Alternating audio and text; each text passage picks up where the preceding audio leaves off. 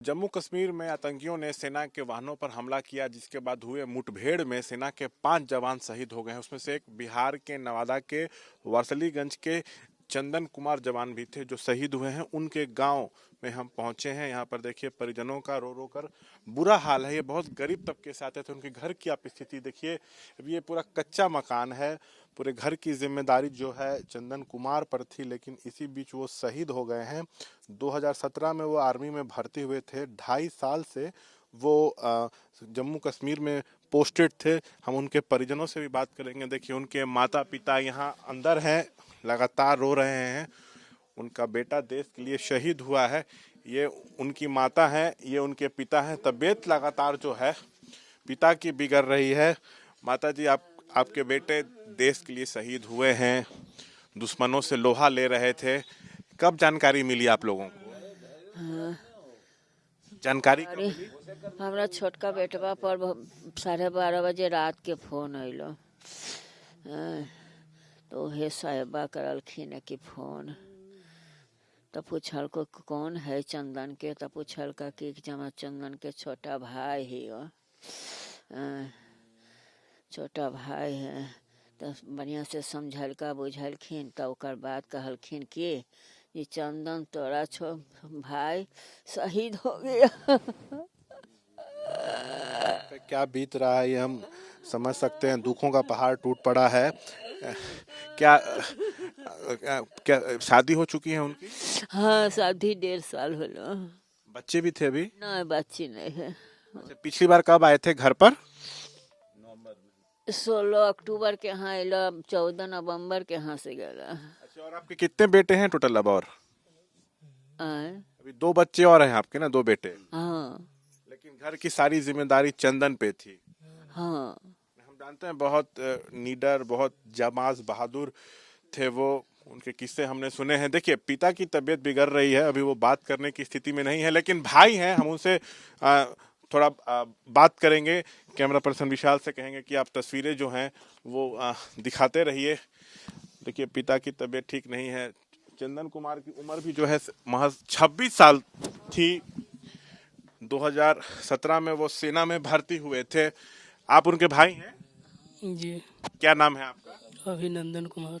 अभिनंदन कुमार। आप सबसे छोटे भाई हैं? कितने भाई? 3 भाई थे हम। एक तो चंदन थे। जी। और बड़े भाई पीयूष कुमार नाम है उनका। जम्मू कश्मीर में कब से पोस्टेड थे? 2.5 साल से। जी। अच्छा, सूचना रात को मिली आप लोगों को? 12:30 बजे। किसके माध्यम से? वहीं से, मतलब उन्हीं के क्वार्टर से कोई साहब थे, वहीं फ़ोन किए थे। देखिए बहुत बहादुर थे चंदन, ये सब जानते हैं। बड़ी ईमानदारी से अपनी ड्यूटी करते थे। तो कब तक उनका पार्थिव शरीर यहाँ पहुंचेगा, कुछ जानकारी इस बारे में? नहीं सर, अभी इनका जानकारी तो नहीं है। और उनकी वाइफ कहाँ है अभी? वो अभी मायके गए हुए हैं, 10 दिन लगी। अभी 10 दिन तो भी कि मायके गए हैं। पिछली बार तो छठ पूजा में आए थे, तब आप लोग की भेंट हुई, तो क्या कह रहे थे? कुछ याद आप कुछ उनकी यादें हो जो आप हमसे साझा करना चाहें, उनकी कोई बात हो? वो यही कह रहे थे कि अब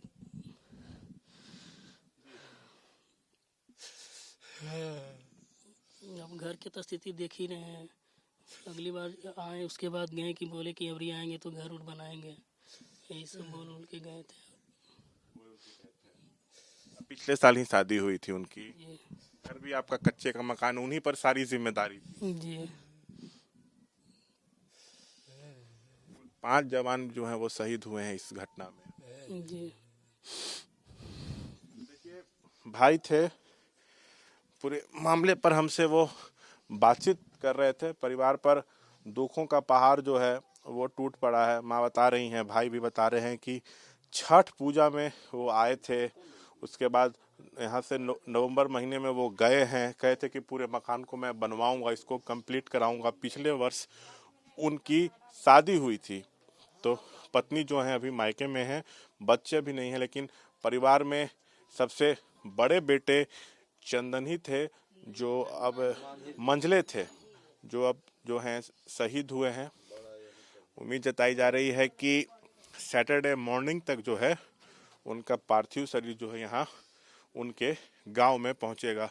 कुछ उनके गांव के भी लोग, आप लोग परिजन है, कुछ ऐसी बात चंदन के बारे में आप हमें जो बताना चाहें। बहुत बहादुर थे वो। हाँ, अच्छा लड़का था वो, बहुत हमरा चचेरे भाई लगता है, बढ़िया। चचेरे भाई। हाँ, चचेरे भाई, अच्छा था बेचारा। और सेना में 2017 में गए, मतलब शुरू से ही तय था कि देश की सेवा करनी है। हाँ, शुरू से ही उसका था कि देश का सेवा करें। क्या बताते थे, आते थे तो सेना में थे? ऐसा नहीं बताता था, लेकिन वो ज्यादा किसी से बोलता नहीं था, वो शांत स्वभाव के थे। शांत स्वभाव का था वो। माता पिता की भी खूब सेवा करते थे।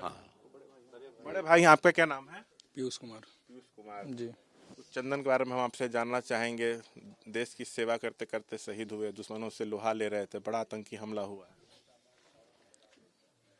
सर मेरा भाई शुरू से ही बचपन से उनको शौक सेना जाने का था। हर समय वो बचपन से ही जहाँ भी खेलता था कूदता था, हर समय वो निशानेबाजी में काफ़ी था। वो ढेला उठा के रोड पर मारता था कि हम सेना में जाएंगे।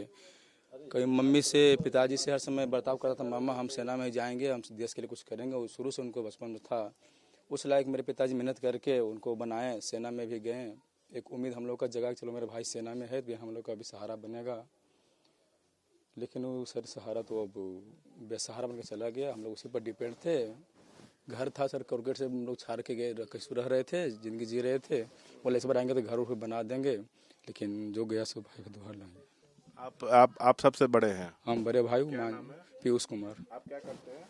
हम टीचिंग लाइन से प्राइवेट स्कूल में पढ़ाते हैं। वो राइफलमैन के पद पे तैनात थे ना? हाँ, इन राइफलमैन के पद पर थे। शुरू से ही सेना में जाने का उनको शौक था? हाँ, शुरू से ही शौक था। वो हर समय सेना की बात करते थे, सेना में रहेंगे, ये करेंगे, वो करेंगे, मैं एक दिन अच्छा हम नाम करेंगे, मेरा एक दिन पीछे बहुत सारे लोग होगा नाम लेने वाला। इस तरह से बात वो हर समय करते रहते थे। देशभक्ति का जज्बा हर समय टाइम था। फील्ड में दौड़ता साथ वो भी काम करता था। यहाँ पर मेरे गांव के बगल में फील्ड में 10 लोग गांव एक रोज दौड़ते थे, वहाँ पर वो बोलता था कि हम भी सेना के लिए बहुत कुछ करेंगे, सेना में जाएंगे। एक ही उसका जुनून था कि सपना तो सेना में जाना है बस। देखिए विशाल, थोड़ा दिखाइएगा। बेहद गरीब परिवार से ये लोग हैं। ऊपर देखिए टीन शेड है, छत नहीं है, टीन शेड लगाए हुए हैं, कच्चा मकान है। तो इस बार जब वो आए थे तो अपने भाई से, माता पिता से कह रहे थे कि इस अधूरे घर को मैं अच्छे से बनाऊंगा, सब कुछ मैं करूंगा। लेकिन इसी बीच एक खबर आई कि वो शहीद हो गए। तो परिवार से जो है हम यहाँ पर बातचीत कर रहे थे। कैमरा पर्सन विशाल राय के साथ शशांक कुमार, एबीपी न्यूज़, नवादा।